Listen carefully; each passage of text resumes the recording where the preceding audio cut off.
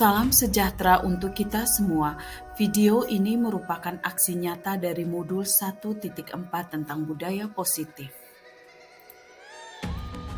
Perkenalkan, saya Maria Yasinta Moihale, calon guru penggerak angkatan 7 SMA Negeri 2 Bajawa, Kabupaten Ngada, dengan fasilitator Ibu Elizabeth Colin dan pengajar praktik Ibu Anastasia Lewat.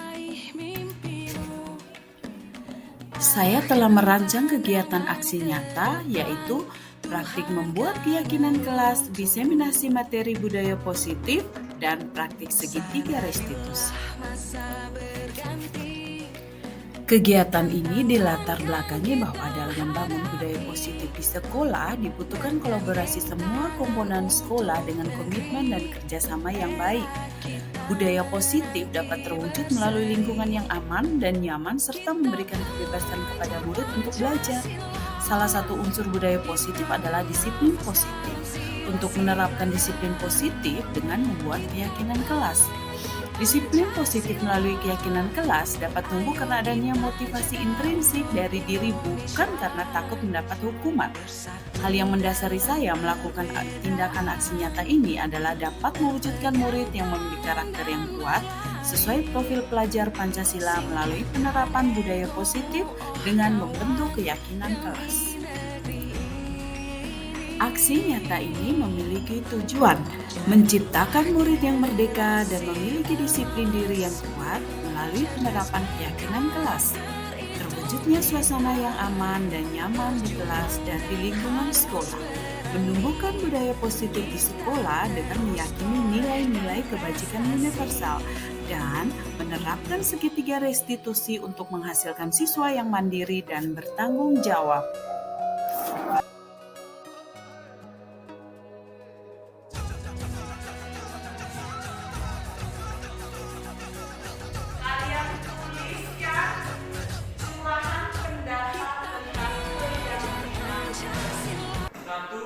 Mengerjakan tugas. 2. Mengikuti proses KBM dari pagi sampai selesai. 1. Mengerjakan tugas.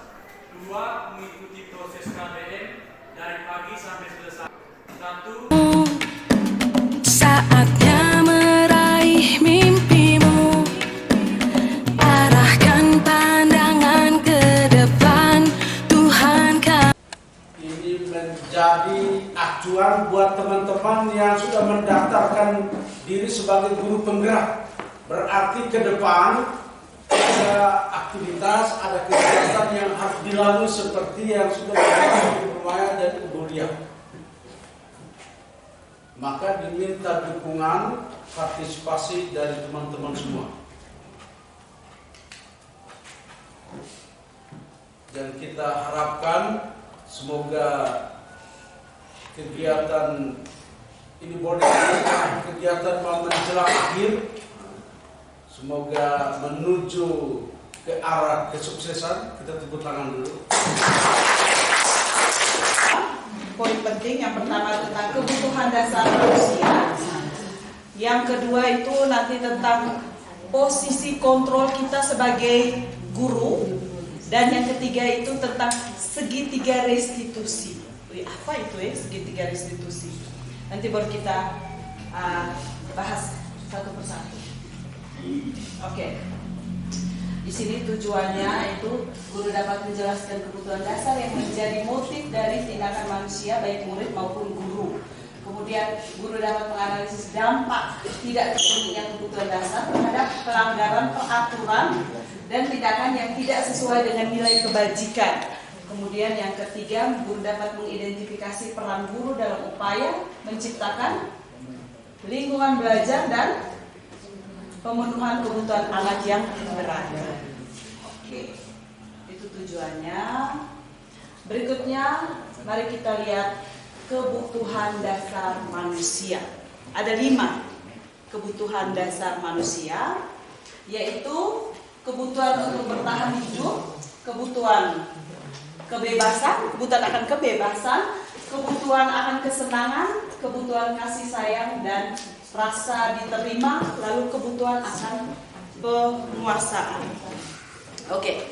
Jadi untuk membangun budaya positif di sekolah dengan lingkungan yang nyaman dan mendukung murid untuk bisa bertumbuh kembang menjadi pribadi yang berdaya saing, kemudian pribadi yang berkarakter, lalu bisa mandiri, maka guru kita sebagai pendidik perlu memahami kebutuhan dasar yang mendasari perilaku murid-murid kita di kelas. Oke, jadi masih ingat pada pembahasan yang pertama kita bahas apa ya waktu itu? Bahas tentang pemikiran, berbagai pemikiran Ki Hajar Dewantara terkait dengan pendidikan, ya toh? Kita bahas itu. Jadi menurut Ki Hajar Dewantara, kita membuat perbandingan dengan hidup tumbuh-tumbuhan seorang petani yang menanam padi. Jadi tugas petani itu adalah dia agar padinya dapat tumbuh dengan subur. Jadi dia buat apa? Dia memberinya pupuk, kemudian air, ya tidak air yang secukupnya. Terus dia membasmi hama-hama yang dapat menyerang tanaman padi tersebut. Kita sebagai guru, kita harus memahami kira-kira anak berperilaku seperti itu alasannya itu apa. Jadi guru itu hakikatnya petani, jadi dia mau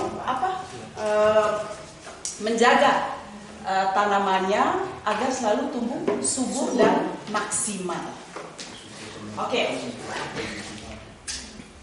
Berikutnya. Ini 3 kebutuhan dasar manusia menurut Dr. William Glasser. Dr. William Glasser itu seorang ahli psikiater, mungkin Ibu Yanti tahu ya kalau sering baca itu berhubungan dengan PUBG kan. Seorang ahli psikiater dari Amerika. Ya, saya ingat dia yang pernah saya baca, dia mengatakan bahwa seluruh tindakan manusia itu memiliki tujuan. Tujuannya yaitu ingin memenuhi kebutuhan dasarnya. Jika kebutuhan dasar para murid terpenuhi, maka murid itu akan tumbuh secara seimbang dan bahagia. Begitupun sebaliknya, jika kebutuhannya tidak terpenuhi, maka murid-murid itu akan menimbulkan emosi negatif. Emosi negatif seperti sering bolos, malas, tidur-tiduran, cuek, segala macam. Bahkan murid juga bisa berperilaku yang melanggar nilai-nilai kebajikan atau peraturan sekolah. Jadi perilaku-perilaku buruk itu adalah dampak bahwa mereka itu tidak terpenuhi kebutuhan dasar mereka. Itu sebagai dampak. Jadi kita sebagai guru harus mencari tahu dulu kira-kira apa kebutuhan dasar apa yang tidak terpenuhi sehingga anak itu berperilaku seperti itu. Ya tidak? Ya. Oke. Berikutnya ini pertanyaan pemantik. Ya, Koros bilang apa kemarin pertanyaan PT. Nah, orang tukang PT gitu. Ibu Susan. Ini Ibu Susan ini salah satu guru di Goli di bukan Ibu Susan kita ya, guru di Unpas. Naik konten juga. Ya, Ibu Susan guru. Coba Ibu dia bisa bantu bacakan. Ibu Susan, guru wali kelas 10D, sedang bingung menghadapi ulah salah satu murid di kelasnya, Doni. Beberapa anak di kelas 10D telah datang padanya dan mengeluhkan Doni yang seringkali meminta bekal makan siang mereka dengan paksa. Jika Anda menghadapi situasi seperti Ibu Susan, apa yang akan Anda lakukan? Menurut Anda, kira-kira apa alasan Doni melakukan hal itu? Nah, oke. Saya duduk ya. Ya, saya baca ke pusing.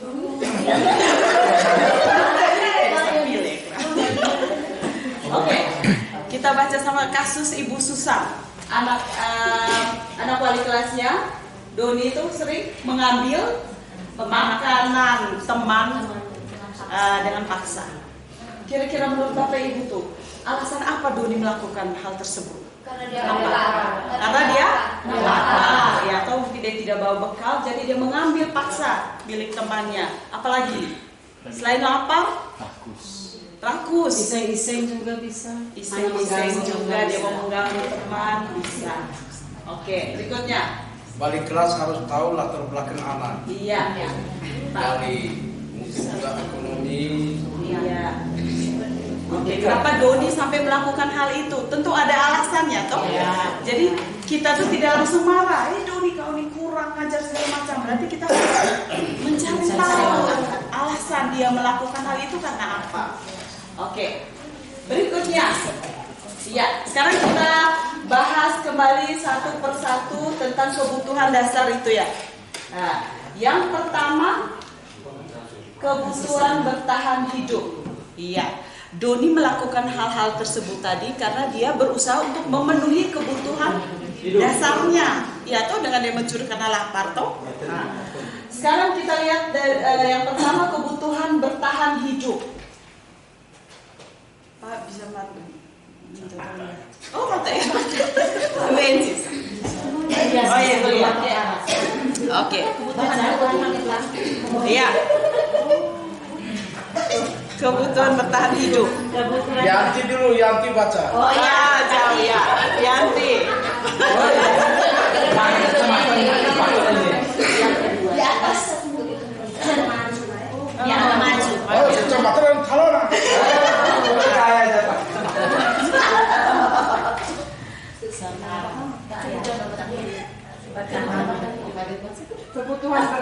Kebutuhan bertahan hidup adalah kebutuhan yang bersifat fisiologis untuk bertahan hidup, misalnya kesehatan, rumah, dan makanan.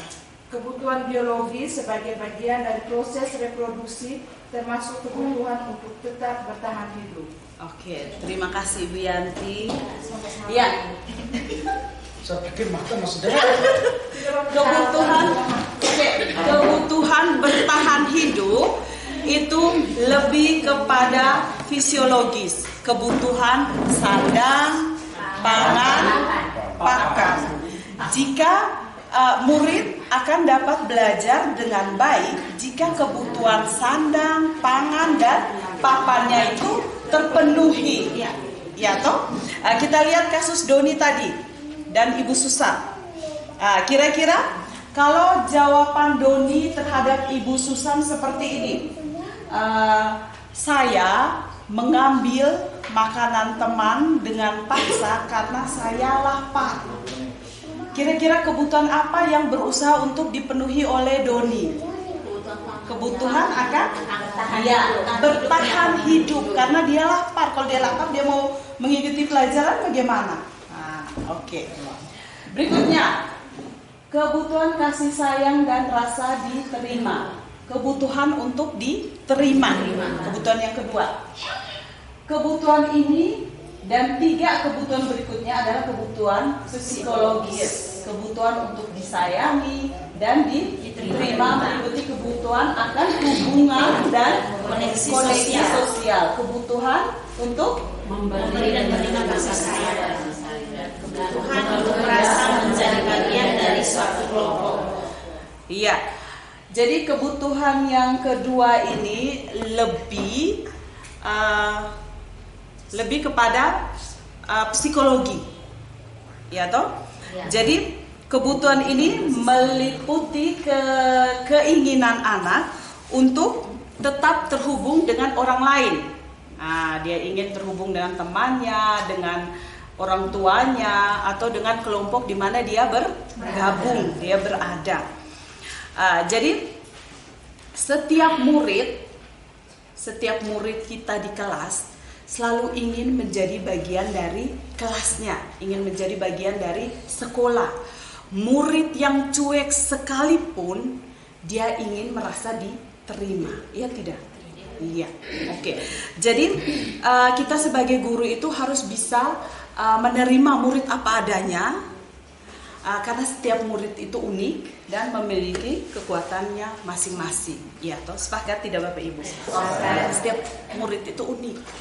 Kita kembali lagi di kasus Doni tadi. Dia mengambil makanan teman dengan paksa. Kemudian jawaban Doni seperti ini ketika ditanya oleh Ibu Susan. Kenapa kau mengambil makanannya secara paksa? Karena Doni itu merasa senang kalau perilakunya itu dilaporkan temannya kepada ketua kelas, kemudian ketua kelas laporkan perbuatannya itu kepada guru wali melaporkan perbuatan si Doni itu kepada orang tua. Di situ Doni dia merasa senang karena dia merasa diperhatikan oleh orang tua, diperhatikan oleh guru, diperhatikan oleh teman-teman. Jadi di sini Doni apa? Jadi di sini Doni iya membutuhkan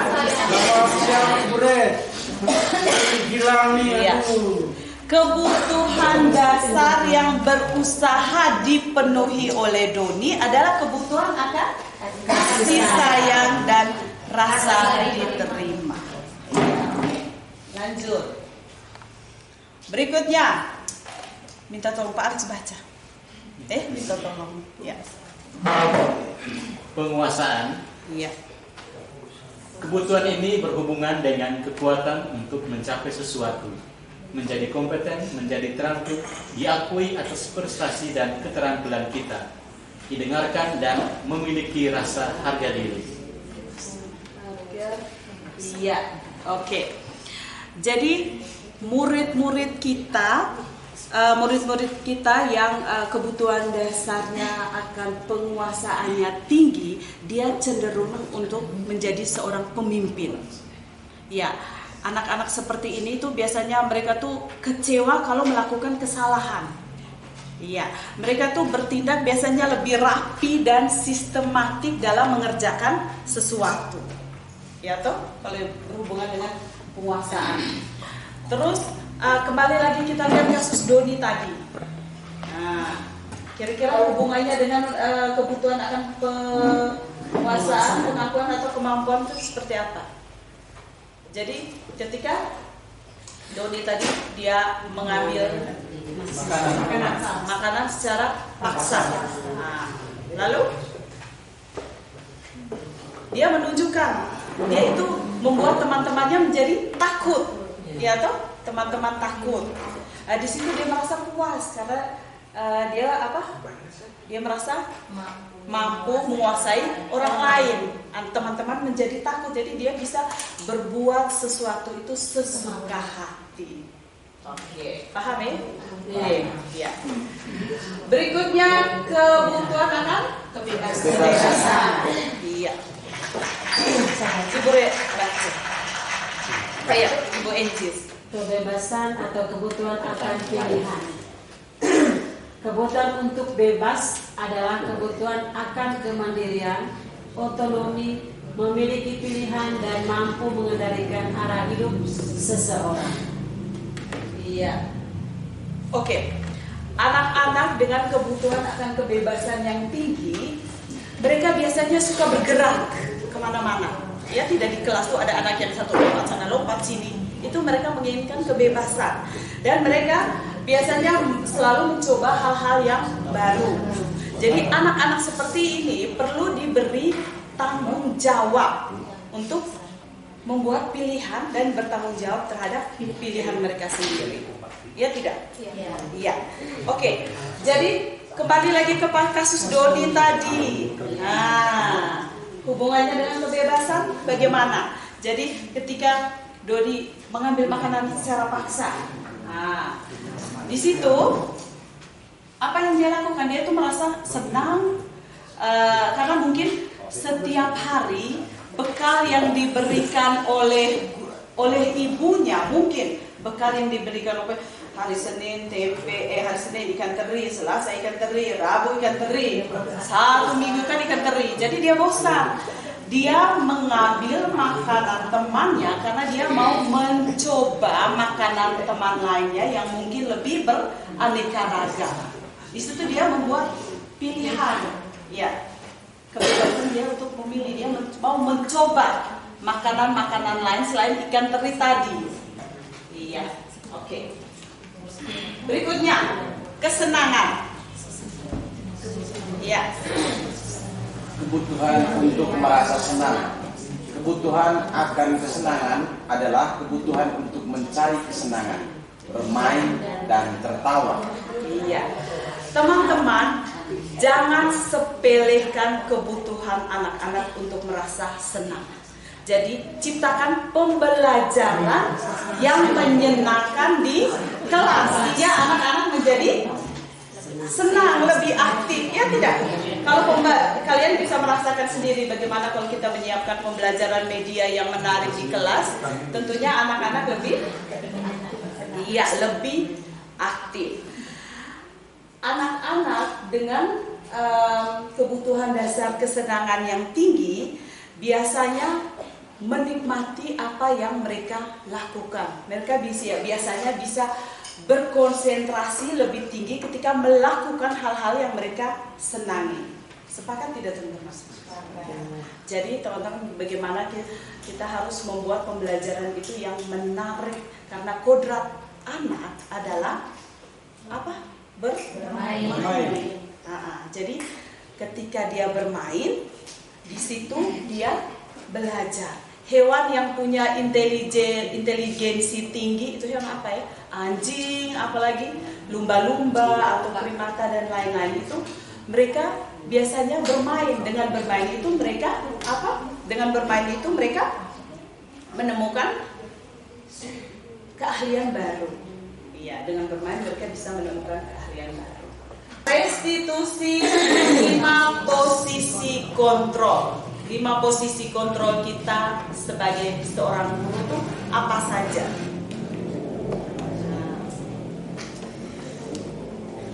Oke.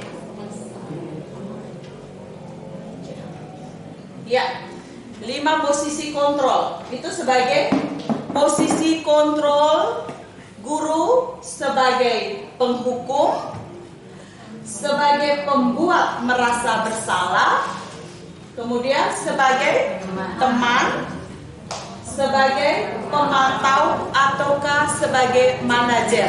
Kita menempatkan posisi kita itu di mana?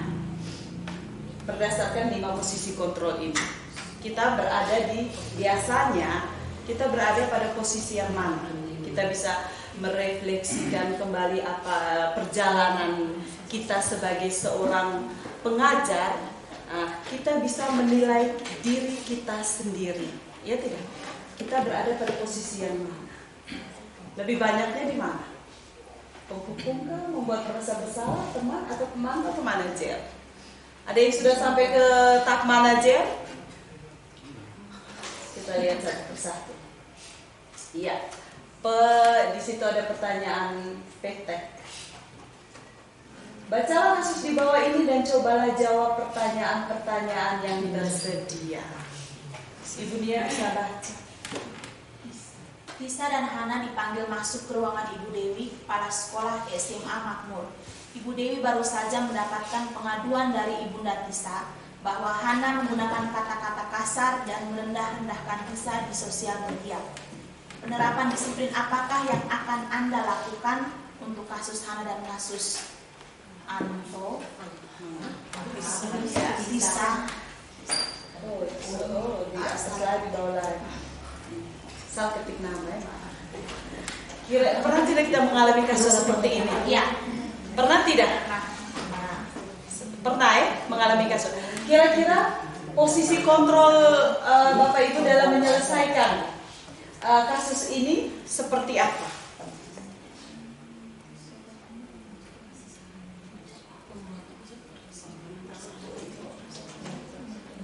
Posisi kontrol yang seperti apa untuk menyelesaikan masalah ini?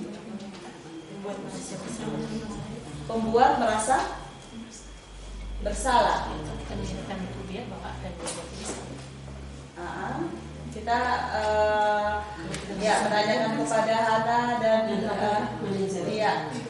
Lisa bahwa yang kau lakukan itu salah. Ibu kecewa sekali padamu karena kenapa kau harus omong kata-kata itu, kau harus mencela temanmu lewat media sosial. Kenapa tidak ketemu face to face untuk kita ngobrol mencari solusi? Iya. Ada juga yang penghukum, bisa Bisa? Dia menghukum karena dia sudah melakukan kesalahan. Oke, mari kita lihat lagi. Iya, ini 5 posisi kontrol. Kita lihat satu persatu.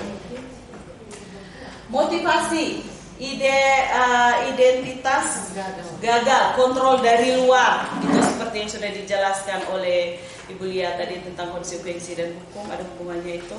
Kemudian identitas berhasil, sukses itu kontrol dari luar. Identitas berhasil atau sukses itu kontrol diri, menghindari hukuman, mengharapkan imbalan atau ketergantungan pada orang lain, dan menghargai diri sendiri.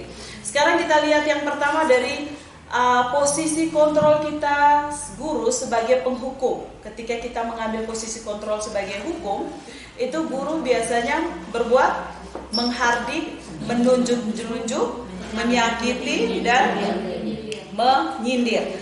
Sebagai penghukum biasanya suara guru itu biasanya nadanya tinggi. Kalau emosi itu nadanya tinggi, terus matanya melotot kalau marah. Terus jarinya tunjuk-tunjuk sambil menghardik anak-anak. Ya toh? Kau ini datang terlambat terus. Itu malah melotot bahkan dengan kayu ipak. Iya. Oke, biasanya seorang penghukum biasanya menggunakan hukuman fisik. Kadang-kadang juga bisa verbal. Guru berkata, biasanya pada posisi penghukum, guru akan berkata, kalau kamu tidak melakukannya, awas ya, rasakan. Dia suruh cepat berlutut, tiap hari main datang terlambat, berlutut dari itu daycare tuh naik sampai di atas. Hasil akhir anak-anak apa? Lutut nih luka semua, bahkan sampai berdarah-darah. Itu. Oke, dampaknya apa? Hasilnya apa? Kalau kita berada pada posisi penghukum, hasilnya bahwa anak itu memberontak, terus sering menyalahkan orang lain, lalu bahkan berbohong. Bisa jadi anak akan menjadi dendam dengan kita, ya toh? Kalau sudah dendam dengan kita pun mata pelajaran tentu tidak akan suka. Setiap kali kita les, hilang. Setiap kali kita pun jam selesai baru masuk. Itu salah satu bukti bahwa anak itu dendam, tidak suka dengan kita. Iya. Bahkan kalau yang lebih parah lagi, kita punya motor parkir, misalnya saking jengkelnya mungkin dia kempeskan ban, auto tuh dia pakai apa? Paku dia bisa. Itu sebagai dampak dari posisi kita sebagai penghukum. Yang kedua, pembuat orang merasa bersalah. Berceramah dan mengatakan seharusnya ibu kecewa karena kamu begini. Iya. Berceramah dan mengatakan seharusnya ibu kecewa. Biasanya nada bicara seorang pembuat merasa bersalah biasanya lembut. Nada suaranya lembut, dia tidak tinggi, dia nada suaranya itu lembut. Terus kadang-kadang juga dia bercanda. Oke. Ya. Memelas dan murid. Ya. Lalu guru itu akan berkata, kamu seharusnya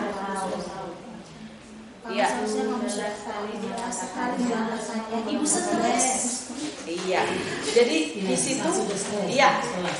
Anak itu dibuat merasa bersalah. Dia akan menjadi selalu menyalahkan dirinya sendiri karena selalu dibuat bersalah terus oleh guru. Jadi dia menjadi rendah diri atau rendah hati itu. Dia menjadi rendah diri, kalau rendah hati tidak sombong. Ya, dia menjadi rendah diri. Kadang-kadang dia selalu merasa bersalah. Dampaknya apa? Dampaknya menyangkal. Iya. Dampaknya itu bahwa menyembunyikan, menyangkal, berbohong, murid menjadi tidak mandiri, murid menjadi tergantung pada salah satu guru saja. Nah, ketika guru si A karena dia nadanya lembut, dia perintah guru dia itu buat, tapi ketika diperintah oleh guru lain dia tidak ikut karena ketergantungan tinggi pada salah satu gurunya. Berikutnya, posisi kontrol sebagai teman. Iya. Guru berbuat membuatkan alasan tentang sebelumnya. Iya. Guru membuat alasan-alasan untuk muridnya. Kalau teman, bahasa tubuh yang kita mengambil kontrol sebagai posisi guru sebagai teman, bahasa yang digunakan itu biasanya lebih ramah, lebih akrab. Terus ya dia biasanya ya merapat kepada murid. Iya. Tapi ada sisi negatifnya juga kalau kita sebagai teman. Ada tidak ya? Negatif kalau kita memposisikan diri kita sebagai teman terhadap anak tersebut. Siswa anggap remeh. Sisa anggap remeh ke guru. Terus Jadi kurang menghargai, kurang menghargai guru ya, sampai tidak berkurang. Iya. Mereka juga hanya bergantung pada guru tertentu saja, ya. Iya toh? Ya. Dampaknya apa? Ketergantungan. Dampaknya adalah ketergantungan. Ya. Murid itu hanya senang dengan guru yang itu saja, yang bersikap sebagai teman. Kalau guru yang lain mereka lihat silit. Apalagi kita mau suruh mereka tolong buat ini, bulan mereka tidak akan buat itu, kecuali guru pasti hilang, kecuali guru itu. Jadi membuat anak tidak mandiri. Nah, berikutnya sebagai pemantau. Iya, sebagai pemantau, guru berbuat Menghitung dan mengukur. Sebagai pemantau itu guru hanya mengandalkan data saja untuk sebagai bukti untuk mengontrol perilaku murid. Kau datang terlambat sudah berapa kali? Dia mengandalkan data, mengandalkan catatan untuk mengontrol ya perilaku murid. Terus nada suaranya, biasanya kalau pemantau itu ya suaranya biasanya datar-datar saja ya. Dia tuh tidak meninggi seperti kalau posisi menghukum.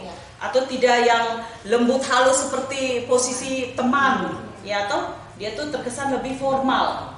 Hei, kau datang terlambat sudah 15 menit. Itu saya bisa dengar suara siapa itu teh yang cocok untuk jadi pemantau. Piket itu tuh. Datang terlambat kalau muncul melihat jam. Datang terlambat 15 menit. Dampaknya apa? Guru akan berkata, ayo apa peraturannya? Apa peraturan? Apa konsekuensinya kalau datang terlambat? Selalu ada peraturan, selalu akan ada konsekuensi dari apa yang murid lakukan. Hasilnya apa? Menyusui bila diawasi. Iya. Murid itu hanya takut saat diawasi saja. Mereka menjadi tidak mandiri. Mereka tuh lebih kepada menghitung konsekuensinya ketimbang mereka memahami tentang nilai-nilai kebajikan. Mereka hanya hitung datang terlambat berapa kali, bla bla bla bla. Hanya menghitung konsekuensinya tanpa benar-benar memahami nilai-nilai kebajikan. Dan yang terakhir adalah posisi kontrol sebagai manajer. Iya. Guru berkata,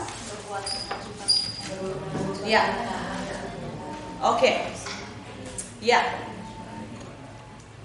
Guru mengajukan pertanyaan-pertanyaan. Ya, guru akan mengajukan pertanyaan-pertanyaan yang bermakna yang dapat membuka pikiran siswa. Posisi ini sangat disarankan bagi kita Bapak Ibu guru untuk menempatkan, untuk mengubah siswa lebih mandiri dan bertanggung jawab serta mencari solusi atas permasalahan yang dia buat. Jadi posisi tertinggi kita seorang guru adalah di posisi manajer. Tapi memang kalau untuk sampai ke posisi ini memang membutuhkan proses. Itu dia sudah harus ahli di posisi sebagai teman dan sebagai pemantau. Makanya dia bisa sampai kepada posisi manajer. Ini posisi yang paling tinggi daripada seorang guru. Jadi di sini dia tidak melihat lagi konsekuensinya lagi, tapi dia berkolaborasi dengan anak tersebut, berkolaborasi dengan anak tersebut untuk membantunya mencari solusi terhadap masalah yang dia hadapi. Jadi anak tersebut mencari solusi sendiri. Hanya kita sebagai guru, kita menuntunnya, membimbingnya. Itu posisi manajer. Bisa tidak ya kalau di sekolah kita tempatkan posisi kita sebagai manajer? Karena posisi ini yang kita mau bahwa anak itu benar-benar berubah, itu motivasi intrinsik dari dalam dirinya sendiri. Bukan karena dia takut, bukan karena dia takut karena dihukum, bukan dia takut karena konsekuensi, bukan dia takut karena diberi stiker karena dia begini-begini, tapi benar-benar motivasi intrinsiknya untuk berubah. Karena ketika motivasi intrinsiknya terbentuk, di situ disiplin positifnya berdampak jangka panjang. Kalau yang hukum-hukum itu tuh seperti tadi berlutut, itu kan hanya jangka pendek saja. Tidak menjamin besok dia tidak buat lagi. Dia akan tetap terlambat. Hanya orang-orang yang sama terus yang terlambat tersebut. Kita harus cari tahu itu kenapa. Harus ada kita harus motivasi intrinsik. Itu yang penting untuk meningkatkan budaya positif di sekolah. Tentunya guru harus didukung oleh tuntutan dari guru. Hasilnya apa? Guru berkata dulu ya. Guru akan berkata apa yang kita yakini, apa yang bisa kau kerjakan untuk memperbaiki masalah ini. Kembali lagi guru akan menanyakan keyakinan kelas tadi. Kira-kira apa yang kau yakini tadi?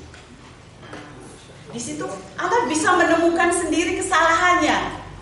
Ya toh? Anak menemukan, oh iya kesalahannya saya. Kemarin kami melakukan restitusi. Kami sudah coba membuat restitusi beberapa anak yang menurut kami yang bermasalah sekali. Tapi tidak semua kasus anak-anak kita bisa gunakan posisi kontrol sebagai manajer. Ada beberapa kasus yang bisa kita gunakan kontrol sebagai pemantau atau sebagai teman. Karena ada anak-anak yang tidak bisa diajak berdiskusi, ada anak-anak yang tidak bisa diajak melakukan restitusi. Jadi kita bisa gunakan posisi kontrol kita sebagai yang disarankan sebagai teman atau pemantau. Kalau kita tidak bisa sampai ke tahap manajer, ya teman-teman. Tapi jangan usahakan kita menghindari posisi kontrol kita sebagai penghukum dan membuat anak merasa bersalah. Apalagi sekarang kan sistem kurikulum baru kan memerdekakan anak, memberikan kebebasan kepada anak. Tapi bukan kebebasan yang tanpa batas. Tetap kebebasan artinya mereka bisa memberikan pendapat dengan percaya diri, bisa mencoba hal-hal baru, tapi selalu dikontrol oleh guru. Oke, dampaknya menguatkan pribadi. Dampaknya adalah anak-anak menjadi pribadi yang mandiri, ya toh? Mandiri, percaya diri dan mampu memecahkan masalah sendiri. Itu yang pertama. Iya. Iya. Memang perjalanan menuju sampai ke tahap manajer itu tidaklah mudah, tapi kita kembali lagi kepada tujuan.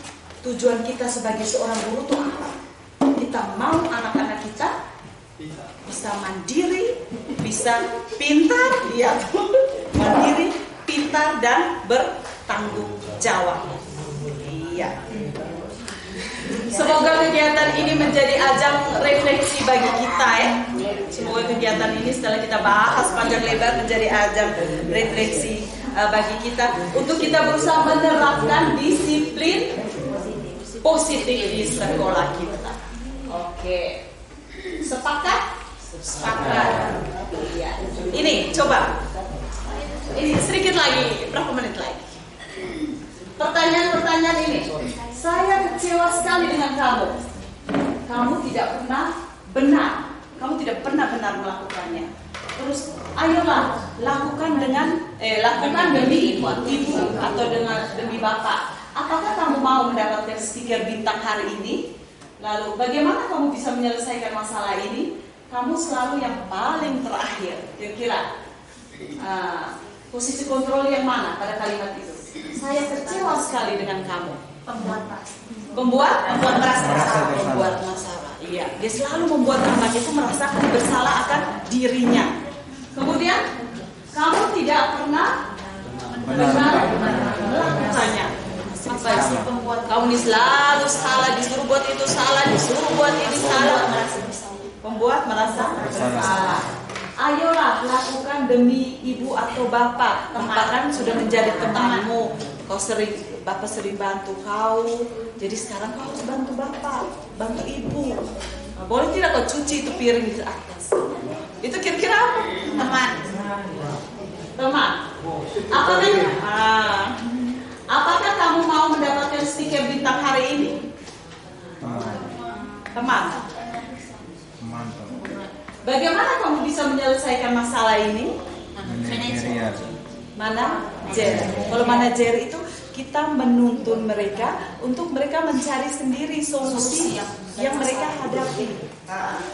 Kamu selalu yang paling terakhir. Merasa bersalah. Coba kita lihat jawabannya benar atau tidak.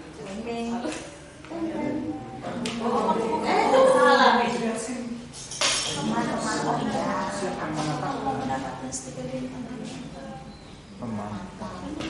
Kalau pemantau, apakah kamu mau mendapatkan stiker bintang hari ini? Pemantau itu biasanya ada konsekuensinya. Ada hadiah, kalau yang benar dapat hadiah, kalau yang salah dapat hukuman. Itu lebih kepada pemantau. Ya, benar itu manajer. Bagaimana kamu bisa menyelesaikan masalah ini? Kemudian yang terakhir, kamu selalu yang paling terakhir. Oke. Next, yang terakhir, segitiga restitusi. Apa itu segitiga? Segitiga itu gambarnya segitiga. Nilai-nilai apa yang telah kita sepakati. Segitiga restitusi hanya bisa diterapkan ketika kita mengambil posisi kita sebagai seorang manajer. Segitiga restitusi tidak bisa diterapkan kalau kita masih sebagai penghukum, kalau kita masih sebagai pembuat merasa bersalah, kalau kita masih sebagai pemantau. Dia hanya bisa diterapkan ketika kita mengambil posisi guru kita sebagai guru sebagai seorang manajer. Kita bisa terapkan itu segitiga restitusi. Apa itu segitiga restitusi? Oke, segitiga restitusi artinya kita melakukan dialog guru orang tua yang tujuan adalah membentuk anak menjadi anak pribadi yang mandiri, pribadi yang bahagia, dan pribadi yang dapat menyelesaikan masalah sendiri. Jadi itu kita berdialog, restitusi, melakukan dialog. Dialog yang kita lakukan ada 3 tahapan, yaitu di tahapan validasi kebutuhan, tahapan menanyakan keyakinan, dan tahapan menstabilkan identitas. Apa saja yang kita lakukan untuk memvalidasi kebutuhan mereka, kebutuhan murid-murid kita? Apa saja yang kita lakukan, kita tanyakan, kita dialogkan kepada mereka untuk menanyakan keyakinan, dan apa saja dialog-dialog kita apa yang kita tanyakan kepada anak-anak kita untuk bisa menstabilkan identitas. Oke. Iya, ini dia. Ketika kita mau menstabilkan identitas, untuk membuat anak yang merasa gagal karena berbuat salah menjadi positif terhadap dirinya. Anak sudah gagal, kita main tekan terus membuat anak semakin gagal dan semakin rendah hati. Tapi ketika anak gagal, kita harus bisa membangkitkan rasa percaya diri mereka. mereka berubah tidak nanti? Bisa berubah toh? Kalau kita yang kita tanamkan ke mereka sikap percaya diri, bukan kita tekan terus ya, dasar bodoh, dasar apalah segala macam, bahkan kebun binatang tuh keluar semua. Ini biasanya segitiga restitusi itu paling bagus kalau diterapkan oleh guru BPBK. Coba ya Ibu Yanti, coba di situ bagaimana Ibu Yanti mau berdialog dengan mereka, menggali semua unek-unek dalam diri mereka, dan sampai mereka menemukan solusi atas masalah mereka sendiri. Jangan kita yang cari solusi. Jangan begini, sebaiknya kau tuh buat begini saja, itu lebih baik. Jangan, biarkan anak-anak yang mencari solusinya. Kita hanya tinggal menggali saja. Guru akan berkata seperti ini, menstabilkan identitas. Bisa bantu baca, biar supaya jangan mengantuk. Tuh, yang mengantuk boleh baca. Pak Beto dari tadi main Pak Beto. Oh, aku baca lupa ya. Itu guru berkata. Guru berkata, berbuat salah itu hal yang manusiawi. Iya. Tidak ada manusia yang sempurna. Bapak Ibu juga buat salah. Kita pasti bisa menyelesaikan permasalahan ini. Bapak Ibu tidak tertarik untuk mencari tahu siapa yang benar, siapa yang salah. Bapak Ibu lebih tertarik untuk menyelesaikan masalah. Iya. Kalau kamu menyelesaikan masalah, Menyalahkan diri kamu. Kalau kamu menyalahkan dirimu sendiri terus-menerus, apakah kamu bersikap baik kepada dirimu sendiri? Iya. Oke. Jadi di sini kita yakinkan mereka bahwa anak berbuat salah itu tidak masalah.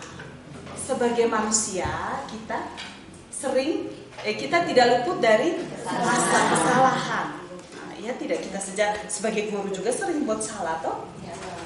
Kalau kita buat salah, kita diapakan orang? Iya. Oke. Iya. Jadi dia tekankan bahwa buat masalah itu biasa. Tapi kemudian bagaimana kita harus mencari solusinya?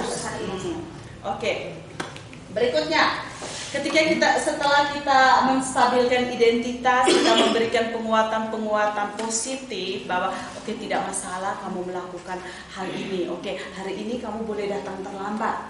Nah, tidak apa-apa. Untuk kali ini kamu datang terlambat tidak apa-apa, tapi besok dan seterusnya usahakan jangan terlambat lagi. Kalau kita sudah pak dengan kayu, belum lagi pas dipantau, orang berpantai bisul, darah keluar, itu akhirnya kita dipidanakan kekerasan. Oke, berikutnya apa tadi? Menstabilkan identitas sudah, validasi kebutuhan. Iya. Ibu Rini terlihat sudah mengantuk. Ibu Rini sudah kayaknya Ibu Mayu sudah membosankan. Terlalu banyak. Ini sudah akhir Ibu Rini.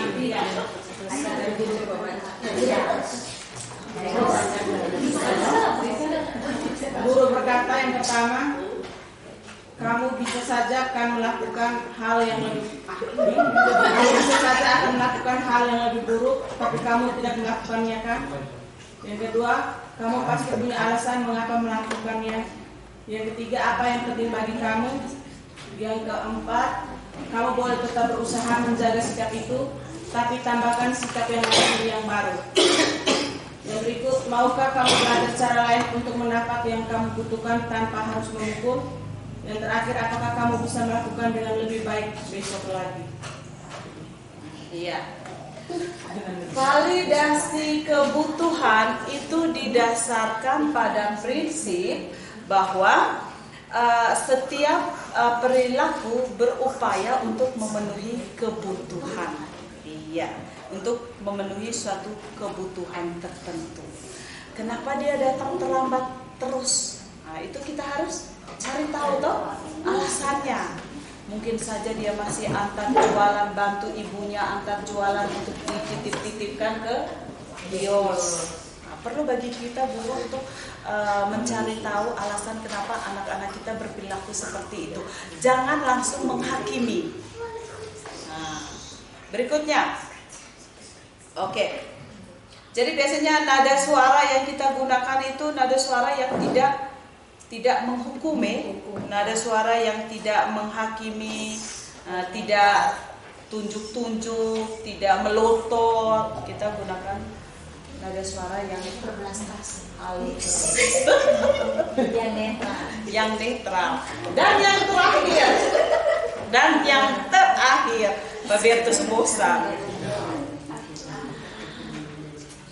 Video jalan. Guru berkata, apa nilai yang kita percaya di kelas atau sekolah kita? Nilai-nilai universal apa yang telah kita sepakati? Kelas yang ideal itu seperti apa sih? Kamu ingin jadi anak seperti apa? Apa yang kamu rasakan? Ketika kamu melakukan itu, kamu menjadi orang yang seperti apa? Iya. Pada dasarnya kita mau anak itu berubah, motivasi intrinsik. Motivasi intrinsik itu motivasi yang dari dalam diri sendiri. Saat perilaku telah divalidasi, saat perilaku seorang anak telah divalidasi, kemudian identitas apa tadi? Identitas suksesnya sudah stabil, maka murid akan siap mengkaitkan keyakinan kelas yang dibuat dengan kesalahannya. Iya, seperti itu teman-teman. Jadi untuk sampai ke tahap untuk melakukan proses restitusi ini, kita harus melakukan proses restitusi ketika kita mengambil posisi sebagai manajer. Tujuannya adalah kita mau anak-anak kita menjadi anak yang tumbuh kembangnya menjadi pribadi yang bisa berdaya saing, kemudian bisa mandiri, bisa seimbang, dan intinya bisa bahagia. Bayangkan hidup tanpa bahagia.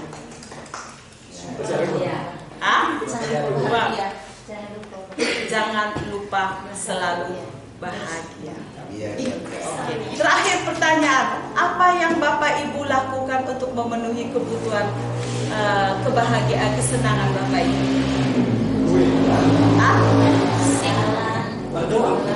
Jalan, belanja,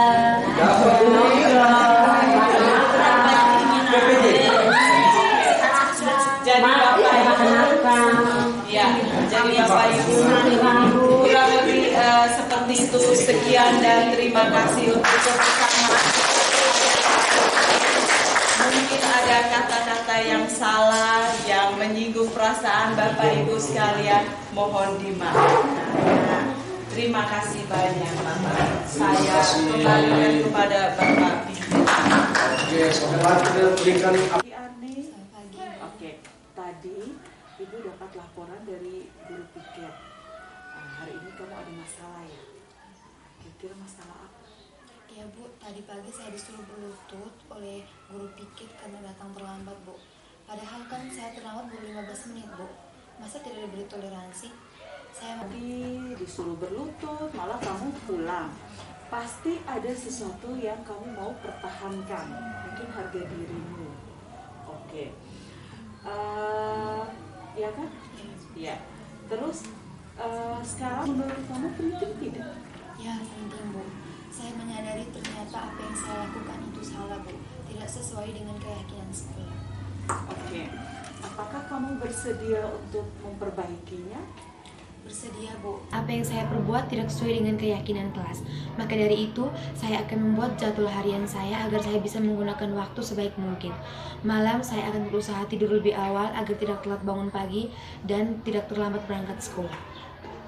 Salam, Saya Maria Noviana Bani, rekan sejawat dari Ibu Maya Hale, calon guru penggerak angkatan ke-7 SMA Negeri 2 Bejawa. Pertama-tama saya mengucapkan profesiat kepada Ibu Maya sebagai CGP angkatan ke-7 dari SMA Negeri 2 Bejawa, dan juga menyampaikan terima kasih untuk Ibu Maya karena telah melakukan kegiatan-kegiatan yang dimana sangat bermanfaat bagi saya dan juga teman-teman di SMA Negeri 2 Bejawa sebagai seorang guru. Dari kegiatan pembiasan yang telah Ibu Maya lakukan, saya sebagai seorang guru disadarkan bahwa menjadi seorang guru itu tidak harus menuntut terhadap anak, tidak harus menuntut sesuatu dari anak, tetapi bagaimana saya sebagai seorang guru harus bisa mengerti apa yang terjadi pada anak dan memahami apa kebutuhan anak. Sehingga kegiatan saya sebagai seorang guru bukan hanya sebagai pengajar, tapi juga harus sebagai seorang pendidik, sebagaimana yang telah diajarkan oleh Ki Hajar Dewantara. Selanjutnya saya sebagai teman selain mengucapkan profesiat, juga menyampaikan dukungan. Semoga Ibu Maya sukses dalam kegiatan CGP Angkatan 7 dan menjadi guru penggerak di SMA Negeri 2 Bejawa, yang mana menjadi corong, menjadi sumber pengetahuan bagi kami sebagai guru-guru di SMA Negeri 2 Bejawa yang mungkin nanti selanjutnya akan mengikuti kegiatan guru penggerak di tahap-tahapan selanjutnya. Terima kasih. Demikian kegiatan aksi nyata modul 1.4 berupa diseminasi materi budaya positif, praktik membuat keyakinan kelas, dan praktik segitiga restitusi di SMA Negeri 2 Bejawa. Semoga kegiatan ini dapat memberikan dampak yang positif bagi seluruh warga sekolah dan membawa perbaikan bagi semua pihak. Terima kasih, semoga bermanfaat. Salam dan bahagia.